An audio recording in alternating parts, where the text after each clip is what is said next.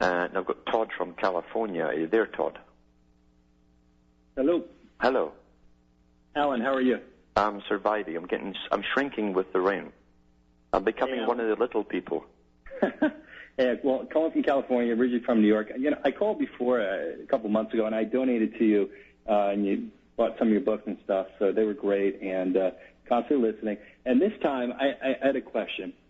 Mm-hmm. In your studies, in your research, did you ever find information where the ruling elite, they didn't brainwash us, but they educated the people, they gave good food, really like good leadership, and tried to help the people, and had great effects? You know, it seems like the ruling elite is like, screw the masses, they're stupid. Even if we educated them and gave them everything, they would still beat the masses. Mm-hmm. Yeah. They have never gone full out to help the people, but I'll tell you, they did give the U.S. more leeway for a certain period of time to build themselves up, knowing they could take it all back from them down the road. But even health-wise, in the 40s and 50s, the U.S. was way ahead of everyone else with height for the average person, good bones, teeth, healthy, etc. They gave you better food, allowed you to have a better economy to buy it.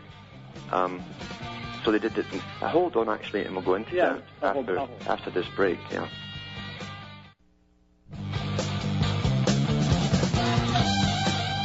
Hi, folks. I'm Alan Watt, and this is Cutting Through the Matrix. And we have Todd from California online talking about, or at least asking the question, did the elite ever give anyone a break down through the ages? And there's no doubt once in a while they'll give a break to a generation to build up the war capacity and a healthy, robust young population to fight wars.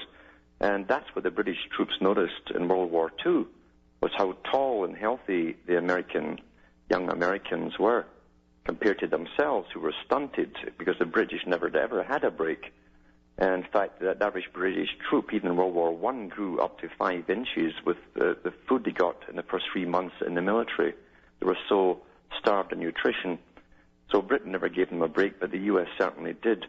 But you can see it's all plummeting now as people go into the junk food and so on, aren't so healthy and robust. They have bad bones and teeth and all the rest of it. So they haven't really ever done anything to benefit the public, because from their point of view, to share power and even health with the public means losing power for themselves. You know? Yeah, I mean, that's... It seems like, you know, ideal word theoretically if they educated, fed people well, and were true leaders. I mean, like Alan, you've demonstrated leadership. You're educating us about truth.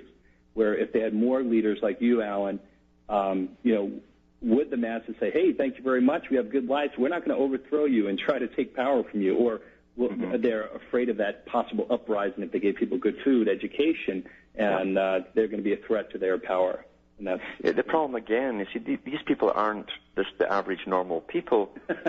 This is a tragedy of it all. You see, in this system, the psychopathic types tend to find each other and marry each other, and they interbreed so well, and they produce the same kind. So they cannot really empathize with you at all as a member of the public. In fact, they think they've got nothing in common with you. So much so that, I mean, I've heard them in Britain talking about, the its, like Plato called the commoners, as though they were a different species. And they really mean it when they talk about us that way. So it would be fine, if these were just ordinary people who made it good sort of thing and got to the top, but they're not. They're not. They've got it all sewn up at the top. It's a big, big club at the top. And I think you got the word. That's another thing the Americans used to find was odd, was they went over to Britain when they made lots of money in oil and so on, and they went to Britain thinking they'd be accepted by the aristocracy, but they were shunned because the other requirement was good intergenerational breeding, you see. Yeah. And it wasn't until they had a few generations of that they were eventually accepted in, like the Astors were into Britain to get in with the elite. So that's the other prerequisite. You need the lineages. Is very important to them. Well, Alan, thanks a lot for answering my question, and I lead with the word not psychopath, but peace to everyone. And I'll jump on the internet and donate again so we can help you continue the true leadership in helping people understand truth. Thank you. Thanks for calling. I don't have time to get Paul from Australia, and maybe it's very, very quick. Hey there, Paul. Hello. Hello. Hello. Yes. It's an honor to be speaking with you, Mr. Allen Watt. How are you doing, sir? I'm surviving, yeah. Oh, that's excellent. That's the main thing. I have two quick questions, if I may. Do you know much about that super collider machine that's underground there in Texas? About how they're going to try and manipulate time and time travel? Do you know anything about that?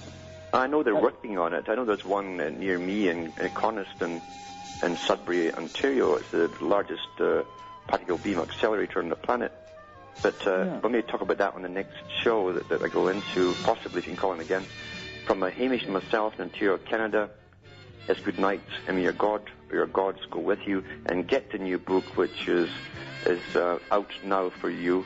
It's Waiting for the Miracle. Look into the website. Good night.